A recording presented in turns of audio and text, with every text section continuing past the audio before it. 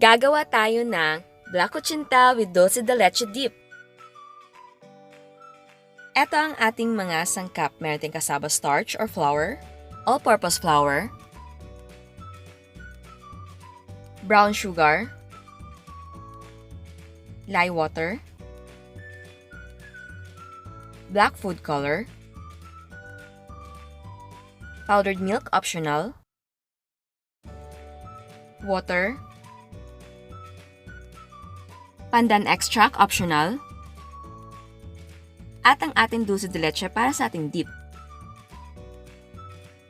At meron tayong mga molders.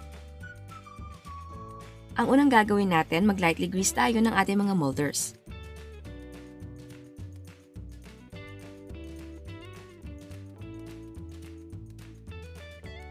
Ngayon naman, magpapakulo tayo ng ating tubig para sa pag-steam mamaya. In a bowl, i-combine natin ang cassava flour, all-purpose flour, brown sugar, black food color, powdered milk, water, lye water, and pandan extract.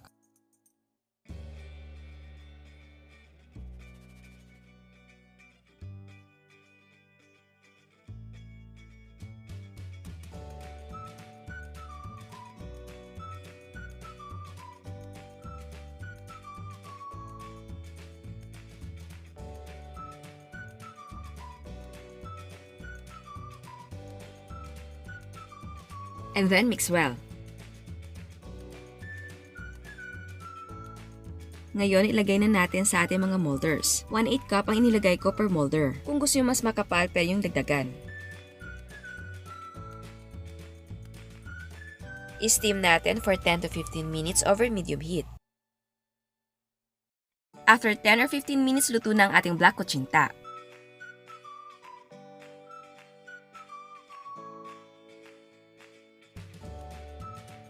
Ngayon naman, tanggalin natin sa steamer and let it cool.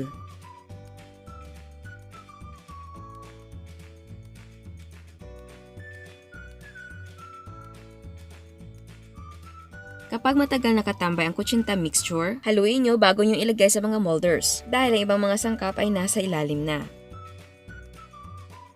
Kapag malamig na, pwede nang tanggalin ang mga kutsinta sa ating mga molde. Pwedeng gumamit ng toothpick or maliit na spatula.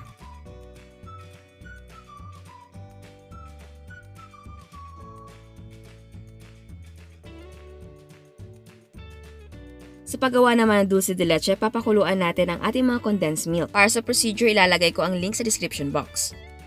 At kung ayaw nyo naman pakuluan ang mga condensed milk, pwede yung gawin ang 15 minutes dulce de leche. Again, ang procedure, ilalagay ko ang link sa description box. At eto na ang ating black kutsinta with dulce de leche dip. At bago tayo mag-taste test, sa hindi pa nakasubscribe, please subscribe sa ating YouTube channel. And please click the notification bell para ma-notify kayo sa mga bagong uploads.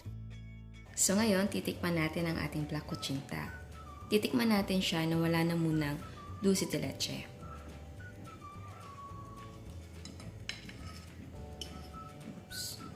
Oops.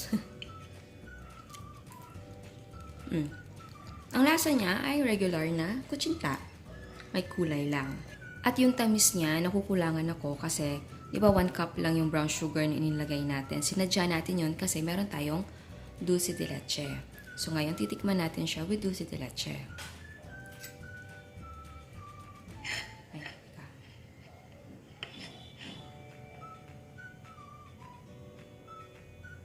oops.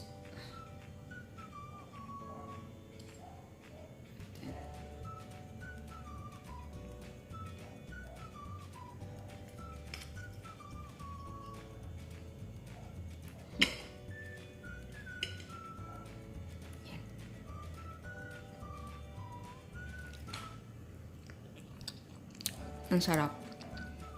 Alam nyo, masarap i-partner ang kutsinta sa dulce de leche. And hindi ka matatakot na i-try ang ating dulce de leche dahil hindi siya bago sa panlasa natin. I mean, yung lasa ng dulce de leche is para siyang yung Yema candy na nabibili natin sa tindahan. Ganun yung lasa niya. So, hindi siya foreign na lasa. Kaya bagay siya sa kutsinta. Siya yung nag-a-add ng ibang lasa ng kutsinta, matamis, tapos hindi lang siya basta matamis. Meron siyang another lasa na masarap.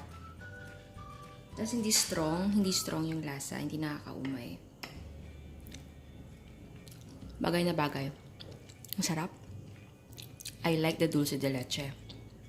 Para talaga siyang, kung mahilig kayo sa Yema candy, magugustuhan yung Dulce de Leche. Sarap niya talaga. Pero kung ayaw nyo talaga gumamit ng Dulce de Leche, of course, pwede kang gumamit ng fresh na niyog or cheese. Pwede. Dagdagan nyo lang yung sugar ng ating kutsinta. Ang sarap niya. Ang sarap niya. Bagay na bagay kapag yung handaan, yung may get together or kung Pasko, pwedeng idagdag sa handa nyo sa Pasko or sa New Year. Masarap siya. At kung gusto nyo siyang i-business, pwedeng ilagay sa bilao kung maramihan or dun sa clear pack. Tapos, lagyan nyo lang ng toppings like cheese kung ayaw nyo gumamit ng dulce de leche. Kung gusto nyo gumamit ng dulce de leche, pabaunan nyo ng dulce de leche. Yung ilalagay nyo sa malilit na plastic. Yung pang sauce na malilit na plastic. Yung may cover, pwede doon. Ang sarap niya. Pinoy na Pinoy pa rin yung dating niya. Promise yan. Well, hindi siya yung traditional na kutsinta. Pero, sure ako magugustuhan nito. Ayan. Kain tayo. Ciao! At eto naman ang mga prices ng ating mga sangkap. Sa black food color naman natin, pwedeng gumamit ng liquid or gel. Ang nagawa natin ay 50 pieces. Ang cost per yield ay 1 peso and 93 cents. Pwede mong ibenta ng 25 to 30 pesos per 10 pieces. Again, ang selling price ay magdidepende kung magkano ang mga presyo ng sangkap sa inyo. So ayan, sana nagustuhan niyo ang recipe natin ngayon at bago ako magpaalam, meron tayong another dose of inspiration. Eto ang chocolate cake ni Miss April. Black Sambo. Eto naman ang mga cakes ni Miss Chen.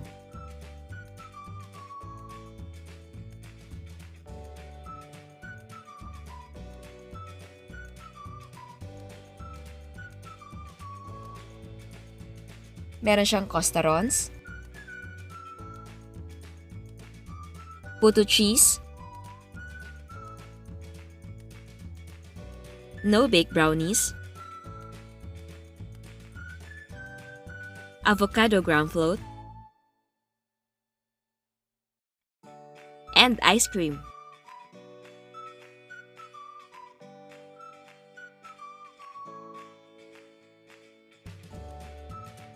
Eto naman ang mga cakes ni Miss Divine.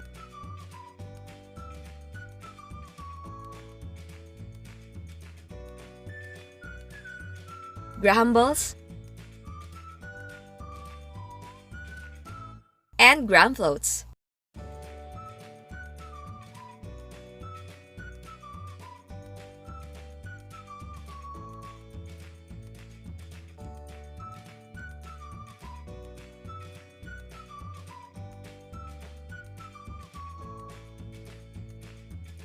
At meron din mga ground floats si Miss Jean.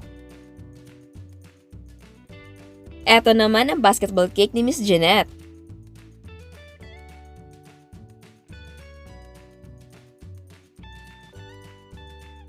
Ang gamit ng cake ay rainbow cake. Eto naman ang kutsinta ni Miss Jean. At ang kanyang mango ground float.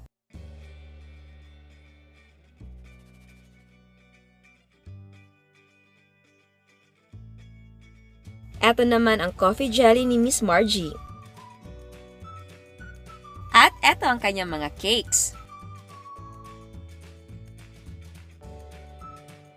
Tunay talaga na inspirasyon kayo sa mga viewers at pati na rin sa akin. Nakaka-inspire talaga kayong lahat kasi yung simpleng recipe natin ginagawa yung super special. Again, maraming salamat sa binibigay niyong suporta. Mas ginaganahan ako magluto at sobrang sarap ng feeling at dahil sa inyo yan. So ayan, sa hindi mo nakasubscribe, please subscribe sa ating YouTube channel and please click the notification bell para ma-notify kayo sa mga bagong uploads. And don't forget to like our Facebook page and follow us on Instagram. Thank you!